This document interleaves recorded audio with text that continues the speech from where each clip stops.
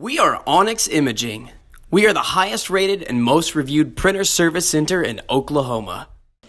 Hey there YouTubers, it's your girl Brett over here at Onyx. Today I'm going to show you how to clear paper jam, and I'm working with an HP LaserJet 4250.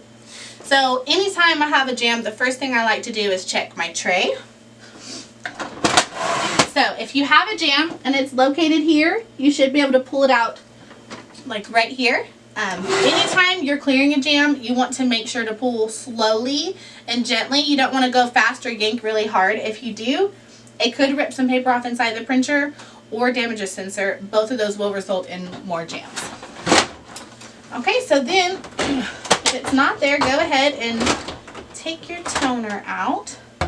If it's here, it would be literally like right here. So yet again, you would just want to be careful when you're removing that jam. Go slow. Last but not least, it could possibly be in the back. So then you would just take this back part down and then just pull it from the back. That would be pretty easy. Yet again, you want to go pretty slow and you don't want to pull really hard. If you guys are in need of any quotes or supplies, give your girl Brett a call and have a great day. We are Onyx Imaging. We are the highest rated and most reviewed printer service center in Oklahoma.